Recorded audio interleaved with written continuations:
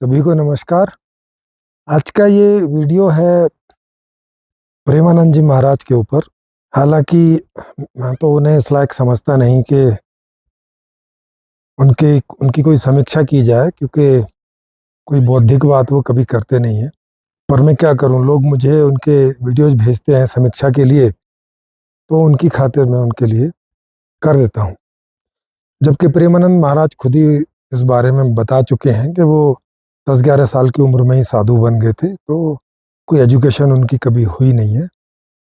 और साधु समाज में ही उन्होंने सुन के पढ़ के जो कुछ समझ लिया है, वही उनके जीवन का सार है, या उनके जीवन का हिस्सा है, या वो बेचारे उसी पर ही चलने का प्रयास करते हैं।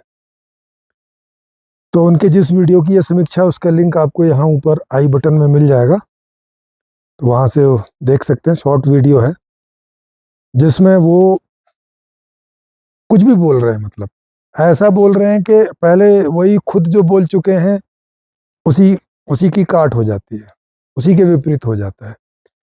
और ये भगत टाइप के जो लोग हैं, ये घड़ी घड़ी हर 10 मिनट में इन्होंने 10 मिनट पहले जो बोला और 10 मिनट के बाद जो बोला, उसका आपस में कोई तालमेल नहीं होता। वो विपरीत रहता है एक दूसरे के। अब इस वीडियो में कह रहे हैं कि भगवान जब कृपा करते हैं तो वो ज्ञान का चश्मा आदमी को दे देते हैं। किसका चश्मा दे देते हैं? ज्ञान का। मतलब जैसे ज्ञान का भी कोई चश्मा होता है, ज्ञान भी कोई रंग है कि भाई साहब इस रंग का चश्मा दे दिया तो अब दुनिया उस रंग की दिखाई पड़ेगी। जबकि ज्ञान एक ऐसी चीज है जो आपको अपने अनुभवों और उससे किए गए एनालिसिस से, उसके किए गए अवलोकन से जो डाटा आप इकट्ठा करते हैं और उसकी जो आप एनालिसिस करते हैं, उससे जो जो भी आपने सब देखा समझा, वो सब अल्टीमेटली उससे क्या बोध निकलता है, क्या ज्ञान निकलता है, इस तरह से आपको कोई भी ज्ञान की प्राप्ति होती है। छोटे से बच्चे को भी देखोगे तो जब तक उसका हाथ कहीं जलेगा नहीं आग में, या कोई उसको बताएगा नहीं बाद में कि इसमें आग में कोई चीज डाल जाने से वो जल जाती है, तब तक उसे वो बोध प्राप्त नहीं होगा। चाहे कोई उसे कितना ही चश्मा दे दे, है ना, कोई कुछ भी दे दे, उसे नहीं समझ में आए। तो कुछ बेसिक अनुभव हैं जीवन के, वो जब होते हैं तो उन्हीं पे आधारित हमारे अंदर किसी बुद्धि का, किसी विवेक का निर्माण होता है ना। वो कोई चीज नहीं है कि कोई आपको कोई ईश्वर या कोई बुद्धिमान आदमी ऐसे आपको लगा दे ना। उसे भी आपको वही चीजें सब समझानी पड़ती हैं। अगर आपकी समझ में आ गई तो समझो कि वो बुद्धि और विवेक आपका खुल जाता है, या आपको प्राप्त हो जाता है। या कहते हैं कि अच्छा आप इस मामले में बोध को प्राप्त हो गए, या समझ को, ज्ञान को प्राप्त हो गए। इस तरह से कोई भी ज्ञान किसी को प्राप्त होता है। लेकिन ये क्या करें कि ईश्वर उसको ज्ञान का चश्मा दे देता है, और उस चश्मा लगा के फिर पता चलता है इस जगत में अपना तो कोई है ही नहीं, अपना कोई नहीं है। फिर ये कहते हैं कि फिर आदमी वो बेचैन हो जाता है, ढूंढता कोई तो अपना होगा। और फिर भाई फट से उसे ये बात समझ में आ जाती है कि हाँ, भगवान अपना है। अब पता नहीं ये उसे समझ में कैसे आ जाता है कि भगवान अपना है, जिसको कभी उसने देखा नहीं, जिसके साथ कभी कोई व्यवहार हुआ नहीं, उसके सुख दुख में कभी आया नहीं। पता नहीं वो कैसे उसको ये बात समझ में आ जाती है, या वो मानने लग जाता है कि भाई भगवान तो अपना है। मतलब जितने लोगों से यह इंटरेक्शन हो रहा है, जितने भी लोगों से उसका मेल मिलाप होता है, हुँ? वो भगवान वाला चश्मा, अब भगवान चश्मा देने भी नहीं आता। वो चश्मा भी यही कोई अपने आप को साधु संत कहने वाले चिपका देते हैं इनके दिमाग में। इन्हें लगता है कि ये जो इस साधु ने जो मुझे चश्मा दिया, मेरे गुरु ने, ये तो ईश्वर ने चाहा था तभी मिला है भाई साहब। नहीं तो गुरु की भी कोई हैसियत नहीं है कि मुझे कोई चश्मा वस्मा दे दे। तो क्या कहते हैं ये कि वो चश्मा लगा के और पता चलता है कोई अपना नहीं है। तो प्रेमानंद जी के सामने भी जितने सारे लोग आप लोग जाते हो, उन्हें अपना गुरु मान के और कुछ कि आपकी वो कोई टेक केयर करेंगे या आपके लिए कोई वो शुभकामना करेंगे या आपके किसी काम आएंगे, ऐसा आप गलत सोच के जाते हो उनके पास। ऐसा आप इसलिए जा रहे हो क्योंकि ईश्वर ने आपको ज्ञान का चश्मा दिया नहीं है। अगर ईश्वर आपको ज्ञान का चश्मा दे देता तो आप फिर प्रेमानंद जी के पास नहीं जाते उनके वहां, क्योंकि कोई तो अपना है नहीं इस जगत में। कोई नहीं है मतलब प्रेमानंद जी भी नहीं है। अगर प्रेमानंद जी भी कहीं आपको चाह रहे हैं तो प्रेमानंद जी के हिसाब से ही, तो आपसे ज्यादा बढ़ के उन्हें कोई मिला नहीं होगा, इसलिए आपको चाह रहे हैं। तो प्रेमानंद जी के आसपास जो रहने वाले उनके शिष्यगण वगैरह वगैरह हैं, वो भी इस बात को समझ लें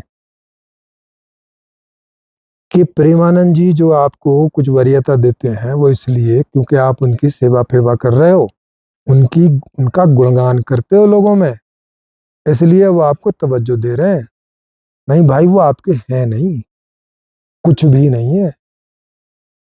न गुरु हैं आपके, न पिता हैं, न माता हैं, न बंधु हैं, कुछ नहीं है आपके। वो आपको बेवकूफ बना रहे हैं कि वो आपके गुरु हैं और आप उनके शिष्य हो। और वो ये बताते रहते हैं उनके गुरुदेव, उनको एक गुरुदेव मिले, उन्होंने उनको ज्ञान दिया। ना, झूठ बोल रहे हैं वो। कैसे झूठ है? या तो ये वाला स्टेटमेंट झूठ झूठ है, ये जो ईश्वर ने ऐसा चश्मा दिया जिसके बाद उनको पता चला कोई अपना नहीं, मतलब इनका गुरु भी अपना नहीं है, पर ये बोलते रहते हैं इनको ऐसे गुरु मिले, ऐसे हुआ वैसे हुआ, और अभी भी वो गुरु सामने आ जाएं तो साष्टांग दंडवत कर देते हैं। और कितने सारे राह चलते साधु संतों को ही दंडवत करते रहते हैं। जब कोई अपना है ही नहीं तो भैया दंडवत किसको कर रहे हो? किसको? क्या वहां आसपास जो लोग देख रहे हैं उन्हें मूर्ख बना रहे हो क्या? जब कोई है ही नहीं आपका, आपको ऐसा पता चल गया है, तो फिर दंडवत किसको कर रहे हो? दूसरा, इनका एक सबसे बड़ा और एक झूठ, जो ये पहले वाले झूठ की का अपोजिट है। इन्हीं लोगों से पूछो कि ईश्वर कहाँ कहाँ है, तो बोलते हैं भाई कण कण में ईश्वर विद्यमान है। तो भैया ये जो आदमी है, क्या ये कणों से मिलकर नहीं बना है? इसमें नहीं दिखाई पड़ता ईश्वर आपको? हाँ, इसके अलग दिखाई पड़ता है। मतलब पत्थर में दिखता है, ईंटों में दिखता है, पहाड़ में दिखता है, हुँ? रोटी सब्जी दाल में दिखता है, और मे भी कपड़ों में दिखता है। आदमी में नहीं देख पाते हो क्या? ये कैसा चश्मा लगा लिया? ये गुरु ने कोई करप्टेड चश्मा तो नहीं लगा दिया आपको, खराब चश्मा तो नहीं लगा दिया, ये कोई वायरस तो नहीं डाल दिया आपके दिमाग में कि अच्छा खासा दिमाग खराब हो गया? क्या आदमी में नहीं ईश्वर दिखता? हुँ? मनुष्य में ईश्वर नहीं दिखता? कहते मनुष्य तो अपना है नहीं। तो भैया ये वाली पट्टी वहां अपने आश्रम के बाहर चिपका दो ना, जिनसे आप डोनेशन लेते हो, जिनसे आप इतना बड़ा आश्रम रन करते हो, बाहर चिपका दो ना, क्योंकि भैया आप मेरे हो नहीं, ऐसा समझ के आना। मेरा तो बस एक भगवान है, तो उसी से डोनेशन मांगो, डोनेशन उसी से लो, उसी से झाड़ू पोंछा करवाओ, अपने कपड़े धुलवाओ, उसी से बोलो कि भाई तू ही डायलिसिस कर दिया करा के। डॉक्टरों के पास ना जाओ डायलिसिस कराने, क्योंकि डॉक्टर तो आपके है नहीं।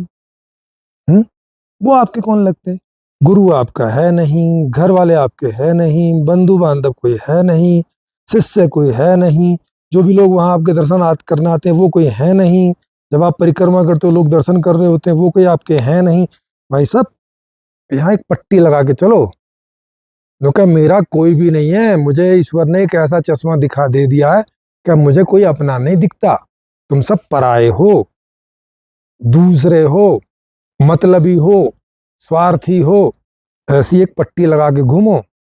पर ये चालू है, ये घूमते नहीं, क्योंकि इन्हें पता है कि ऐसा लगा के घूमेंगे तो एक पैसा नहीं आएगा आश्रम, और फिर इनका डायलिसिस भी नहीं होगा, और फिर ये जिंदा भी नहीं रहेंगे। अब देखते हो कितना कैसा गणित है इनका। एक तरफ बोलते हैं कि भगवान कण कण में है, उसकी इच्छा के बिना कुछ होता नहीं, उसकी इच्छा के बिना ना आपको चश्मा मिलता है, उसकी इच्छा के बिना जिसको चश्मा नहीं मिलता है उसको नहीं मिलता है। माने यहाँ दुनिया में उसकी इच्छा के बिना एक कण इधर से उधर नहीं होता। और फिर क्या कह रहे हैं, कोई आपका है नहीं है। ये एक तरफ बोलते हैं कि ये दुनिया ईश्वर ने बनाई है, वही चला रहा है। तो भैया तुम भड़का रहे हो क्या लोगों को? ईश्वर ने ये दुनिया कोई हिसाब से बनाई होगी ना, कोई उद्देश्य के लिए बनाई होगी, तो वो तो पूरा नहीं होगा फिर। आप ऐसी उटपटांग उल जलूल अज्ञानियों की तरह बातें करोगे तो हुँ? आपकी कोई बातें मान लेगा, वो तो ना अपने पिता को पिता बोलेगा, ना अपनी माता को माता का संबंध रखेगा, ना अपनी बहन को बहन का संबंध रखेगा, ना भाई को, बांधव को, गुरु को, शिष्य को। मतलब अगर कोई लिटरली इस बात को मान ले, तो कोई मानता नहीं है और ये खुद नहीं मानते हैं, बस बोलते हैं। लेकिन थोड़ी देर के लिए मान लो कि कोई इन पर अंधश्रद्धा कर ले, या ये प्रेमानंद जी बेचारे अपने गुरु पे अंधश्रद्धा कर लेते, वो मान लेते, वो भाई ये तो आदमी से सीधे मुंह बात नहीं करते, तो बोलते कट आउट, तुम दूसरे हो, तुम मेरे नहीं हो, तुमसे मेरा कोई संबंध नहीं। मेरा संबंध केवल और केवल, जैसे वो राम सुखदास जी कहते थे, मेरे तो केवल और केवल प्रभु हैं। फिर पता नहीं जिनको वो ये बात बोल रहे हैं वो कौन थे, उनको क्यों बोल रहे थे? अगर सामने वालों से मेरा कोई संबंध ही नहीं है, वो मेरे लिए पराए हैं, ये उपदेश मैं उन्हें क्यों दे रहा हूँ? या ये प्रेमानंद जी वहां जो भी लोग आ रहे हैं उन्हें उपदेश क्यों दे रहे हैं? उनके सवालों के जवाब क्यों दे रहे हैं जब वो कोई है ही नहीं इनके? क्यों? क्या इसलिए कि आए और थोड़ा खुश हो जाएं, भाई दान वान दे जाए, नहीं तो रोटी पानी कपड़े ये कहाँ से सब आएगा? इसलिए डायलिसिस कौन करवाएगा? मर जाऊंगा उसके बिना तो। इस चक्कर में क्यों भाई? ईश्वर पे भरोसा नहीं है आपको? ईश्वर जब आपको ज्ञान का चश्मा दे सकता है, तो भैया किडनी का चश्मा भी दे ही सकता है ना। किडनी का इलाज भी तो दे ही सकता है आपको। नहीं ठीक कर सकता क्या? कर सकता है। अच्छा, कंफ्यूजन में हो। अब प्रेमानंद जी को क्लियर नहीं है कि कर सकता है कि नहीं कर सकता, इसीलिए शायद वो डॉक्टर के पास चले जाते हैं। इस मामले में उन्हें कंफ्यूजन है कि ईश्वर कोई इन्हें दवाई दे देगा या इनकी किडनी ठीक कर देगा, इस बारे में तो इन्हें कंफ्यूजन, बहुत भ्रम है। इस बारे में ये क्लियर नहीं है। डॉक्टर को तो ये अपना पक्का मानते हैं कि नहीं, डॉक्टर तो डायलिसिस कर ही देंगे, जिंदा रख ही ले। भाई ये हाल है इनका। एक तरफ कह रहे हैं कि ईश्वर कण कण में है, फिर कह रहे हैं कि ये जो आदमी है ये तो अपना है ही नहीं है, ईश्वर ही अपना है। अरे जब ईश्वर अपना है और ईश्वर कण कण में है, तो फिर हर कण भी तुम्हारा ही हुआ कि नहीं हुआ? और तुम भी उन्हीं कणों के बने हो, माने सारे कण सभी कणों के हुए कि नहीं हुए? इतनी भी बुद्धि ये लगाते नहीं, कहां से लगाएंगे? कभी भैया एनालिसिस किया ही नहीं है। जो भी गुरुओं ने बोला या सुना कहीं से, उस पर कभी चिंतन मनन तो किया ही नहीं इन्होंने सही ढंग से, वैज्ञानिक ढंग से। कैसे चिंतन मनन किया इन्होंने? जैसा गुरु ने चिंतन मनन पकड़ा दिया, अब उन्होंने गलत चिंतन मनन किया था, वही इनको पकड़ा दिया और इन्होंने भी वैसे ही कर। खुद ही समझो जरा, क्या इनकी एक बात में और दूसरी बातों में इतना बड़ा विरोधाभास नहीं? एक तरफ कहते हैं ये दुनिया ईश्वर ने बनाई है, तो भैया ईश्वर ने जिनको बनाया है, तुम्हें बनाया है और औरों को बनाया है, तो तुम भी एक दूसरे के हो गए कि नहीं हो गए? फिर कह रहे नहीं, कोई किसी को फायदा होता है जब ही अपना होता है, तो भाई फायदे के लिए ही होगा ना, नुकसान के लिए बनाया क्या? क्या आप मेरा नुकसान करो फिर भी मैं आपको अपना कहूंगा, या मैं आपको नुकसान करूंगा फिर भी आप मुझे अपना कहोगे? फिर काहे के लिए कहोगे? अपने अपना होने का संबंध किसी बेस पर ही बनेगा ना भाई। हुँ? तो जिन जिन के साथ हमारा संपर्क होगा और वो मेरे लिए सुखद होंगे, तो उन्हीं के साथ ना मैं आगे और संबंध बना के रखना चाहूँगा। उन्हीं को कहूँगा ना कि मेरा भाई, मेरा पिता, मेरी माता, मेरा बंधु, मेरा पड़ोसी, उन्हीं को तो कहूँगा मैं। और वो सच में होंगे ना। नहीं आप कहोगे नहीं वो तो अपने चक्कर में लगे हो, तो भाई वो भी अपने चक्कर में लगे हैं, मैं भी अपने चक्कर में लगा हूँ। तो ईश्वर ने भी तो अपने चक्कर में ही दुनिया बनाई है, किसी और के चक्कर में बनाई है क्या? आप ये जितनी अभी सारी वहां बैठ के बातें करते हो, किसी और के चक्कर में करते हो क्या? अपने ही चक्कर में करते हो ना, ये भी आप ही का चक्कर है कि भाई आश्रम चलाना है, इतनी सुख सुविधाएं लेनी है, डायलिसिस कराना है, जिंदा रहना है, इतनी सुख सुविधाएं लेनी, इसी चक्कर में तो ये सब ऊट पटांग वहां बैठ के उल जलूल बोलते रहते।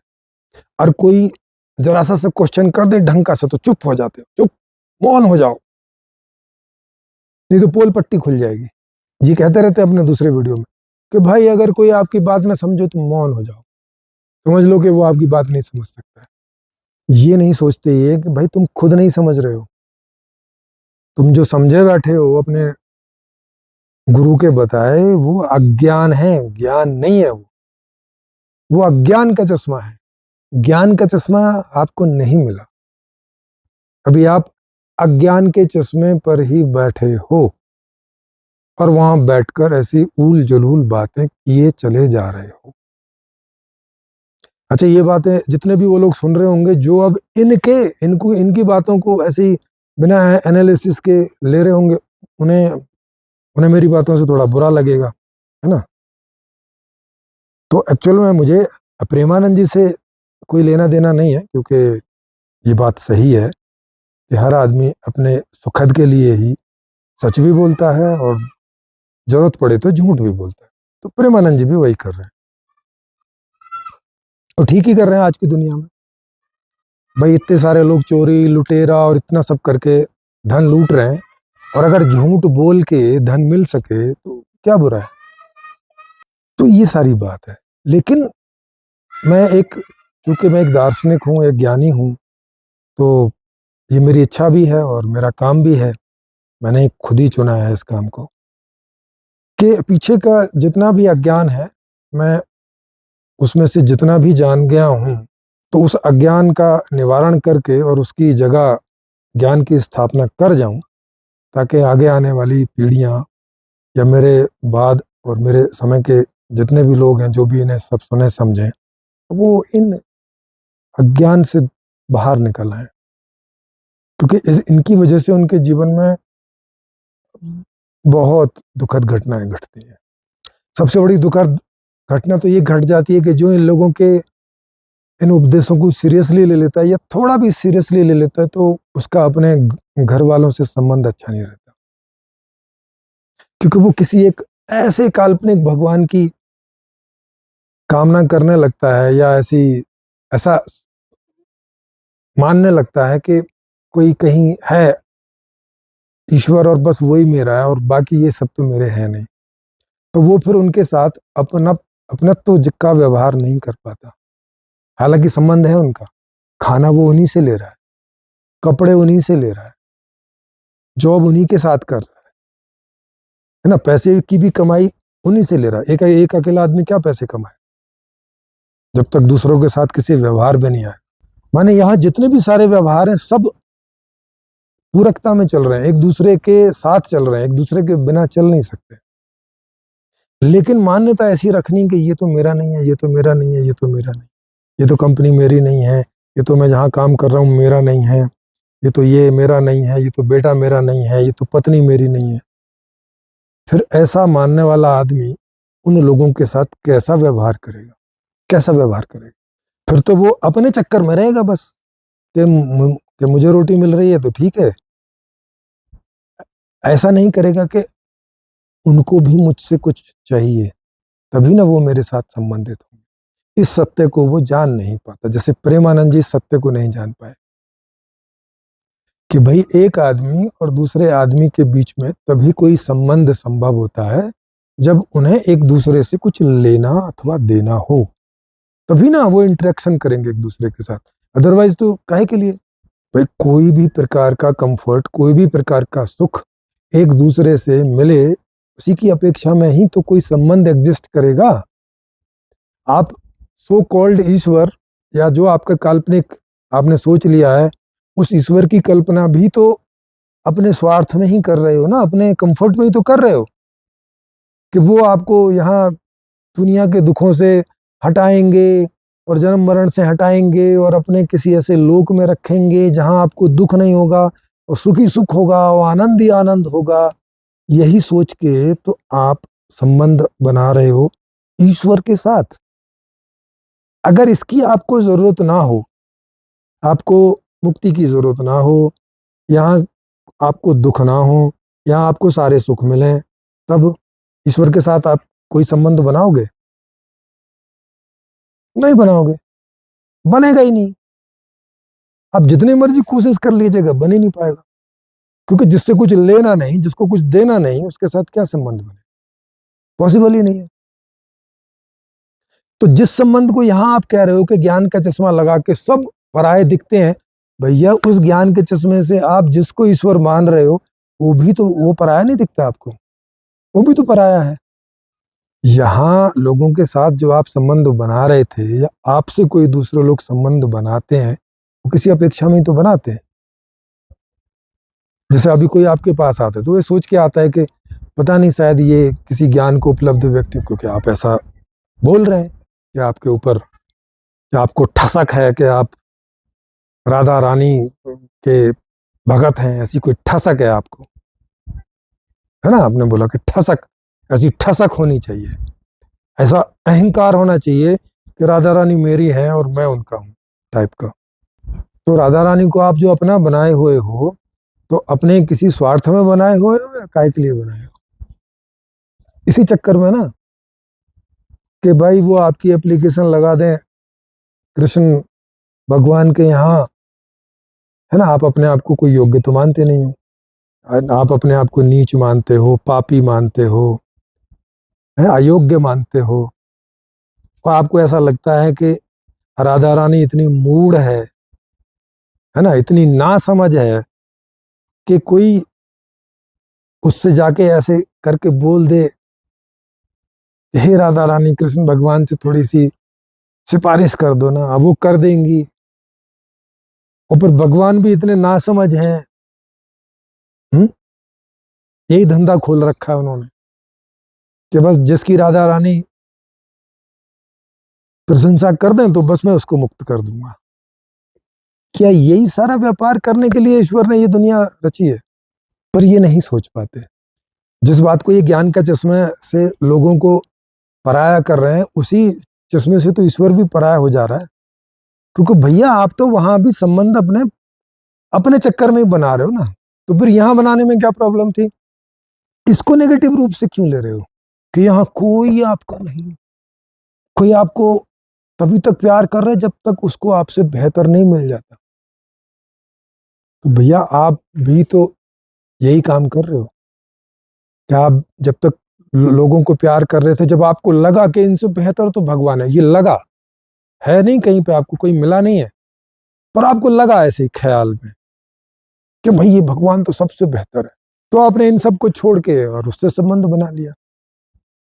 फॉर्मूला तो आपने वही इस्तेमाल किया, तो आप कैसे अलग से कुछ विशेष हो गए?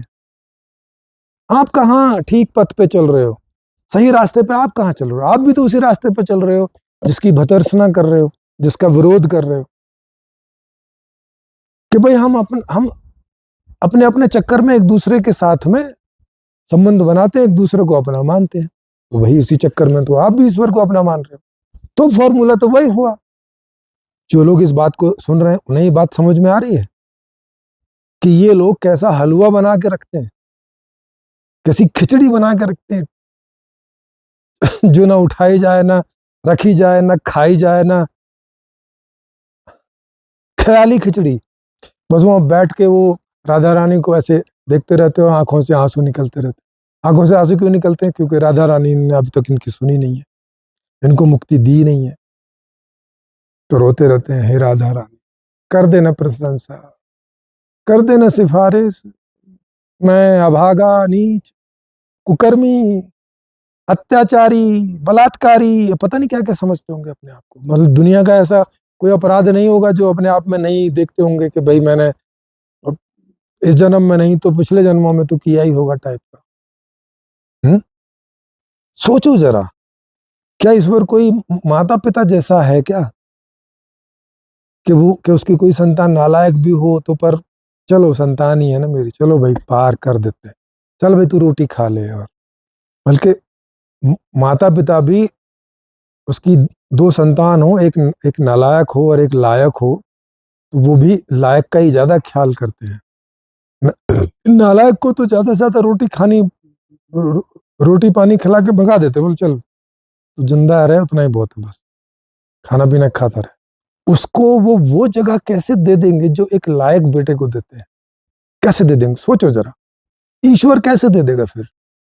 अगर कोई ऐसा ईश्वर होगा भी, जैसा कि ये कोई मान के बैठे, ऐसा कोई ईश्वर होता तो अपना ऑफिस नहीं खोल के बैठता, वहां से बताता नहीं कि देखो भाई ऐसा ऐसा है, ऐसे ऐसे करोगे तो ऐसे ऐसे डाल दूंगा। वो दिखाता, जेल दिखाता, नरक दिखाता, स्वर्ग दिखाता, ऐसे दिखा देता ना लोगों को कि भी देख लो, ऐसा ऐसा करोगे तो इसमें ठूस दूंगा, ऐसा ऐसा करोगे तो इसमें ठूस दूंगा। जैसे सरकार दिखाती है कि भी देखो ऐसा ऐसा क्राइम करोगे तो ये धारा में ऐसी ऐसी जेल आपको हो जाएगी, बताती है कि नहीं?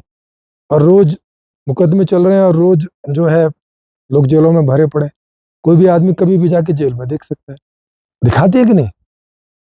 ये सरकार बोलती है कि नहीं नहीं हम जेल नहीं दिखाएंगे, हम वो नहीं दिखाएंगे, और बस बोलेगी कि ऐसा कर देंगे वैसा कर देंगे, नहीं, वो जेल भी दिखाती है। और जब कोई आदमी उनके हिसाब से अच्छे काम करता है तो उसको पुरस्कार देते हैं, उसको भी वो लाइव टीवी में दिखाते हैं कि देखो इस आदमी को ये पुरस्कार मिला, भारत पुरस्कार मिला या भरत भूषण मिला या जो भी मिलता है, या ये चक्रवर्ती मेडल मिला, दिखाते कि नहीं दिखाते?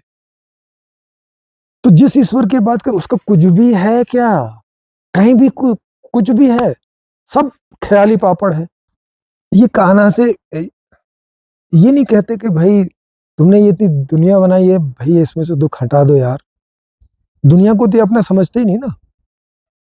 ये कहते हैं दुनिया जाए भाड़ में, मुझे क्या करना? वो भाई मेरा ख्याल कर, भाई मुझे मुक्ति दे दे, भाई मुझे आनंद दे दे। ये मेरे चारों तरफ जो लोग हैं भाड़ में जाए, ये तो मेरे हैं ही नहीं और मैं भी इनका हूं नहीं। है बस सीधा इंटरनेट कनेक्शन, बस तुम ही मेरे हो। तो भगवान बोलेगा नहीं कि पागल, जब इन सबको मैंने बनाया है, जब तू उन्हें अपना नहीं कह रहा तो मैं क्यों तेरा हो जाऊंगा? अरे मैं क्यों हो जाऊंगा तेरा? जब मेरी बनाई हुई चीज को तू इंपॉर्टेंस नहीं दे रहा है, मेरे बनाए हुए नियमों को, मेरी बनाई हुई दुनिया को तू छोड़ के आना चाहता है, तो ये तो तू मेरी बनाई हुई दुनिया का तिरस्कार कर रहा है, मतलब मेरा तिरस्कार कर रहा है। आप सोचो, कोई लोग बैठ के किसी देश का समाधान बनाए, मान लिया कोई एक आदमी बनाए, जैसे पहले राजा होता था, तो राजा ने एक संविधान बनाया और कोई आदमी उस संविधान के उसके राज्य में जीना ना चाहे, वो बोले नहीं नहीं मुझे आपका राज्य अच्छा नहीं लगता, मुझे यहाँ से निकालो। तो क्या ये उस राजा की तौहीन नहीं होगी जिसका कि वहाँ निजाम चलता है, जिसका कि वहाँ नियम चलता है? उसको नहीं लगेगा कि अच्छा मेरे नियम के इतने खराब हैं कि ये मेरे नियमों में रहना नहीं चाहता? तो ईश्वर ने ये दुनिया बनाई, तो वो ऐसा नहीं सोचता होगा कि मैंने ये दुनिया बनाई और मेरी दुनिया में ये प्रेमानंद रहना नहीं चाहता है, मतलब मेरी दुनिया को इतना थर्ड क्लास समझता है, मेरे निजाम को इतना थर्ड क्लास समझता है, जहां मेरी इच्छा के बिना पत्ता भी नहीं हिलता, तो जितने भी सब कुछ हो रहा है मेरी इच्छा से हो रहा है, और उस मेरी इच्छा से होने वाली चीजों का ये उनको तिरस्कार कर रहा है, खराब कह रहा है, वहां से भागने के चक्कर में है। और फिर इससे ईश्वर खुश हो जाएगा, हाँ हाँ क्या बात है, तूने मेरी बनाई हुई दुनिया को धता बता दिया, चल तू ही एक आदमी है बस बढ़िया, बाकी तो सब ऐसे ही, बाकी तो सब मेरी इच्छा से ही चल रहे हैं, बस तू ही है जो मेरी इच्छा के अलग चल रहा है, तुझी को मैं आनंद दूंगा, चल तेरे लिए मैंने दूसरी दुनिया बना रखी है। सोचो भाई जरा सोचो कि ईश्वर की बनाई हुई इस दुनिया को ये जेल बना दे रहे हैं, इसे ये कारागार समझ रहे हैं, है ना? आई होप कि मैं क्या आपको समझाना चाह रहा हूँ आप समझ गए होंगे। मैंने बहुत तरीके से इन बातों को रखने की कोशिश की है। फिर भी सबकी अपनी अपनी समझ है, किन्हीं को लगे कि मैंने कोई गलत समझ रखी है और किन्हीं के पास इससे बेहतर और सही समझ है, तो वो हमारे इस यूट्यूब ऑनलाइन चैनल पे लाइव अपनी बात रखने आ सकते हैं। 1 घंटा उनको नॉन स्टॉप मिलेगा, फिर हम लोग उनसे सवाल जवाब करेंगे, जो भी वो बोलेंगे उस आधार पर, और फिर उसमें से अगर कुछ काम का निकलेगा तो हम सब लोग भी उस बात को मानेंगे। वो काम का नहीं निकलेगा तो जो वक्ता आएगा उनको समझ में आ जाएगा कि भाई पुनर्विचार करो, पुनर्वलोकन करो, पुनर्एनालिसिस करो, पुनर्निरीक्षण करो। जिस निर्णय पे आप पहुंच चुके हो उसका निरीक्षण करो, वो गलत है।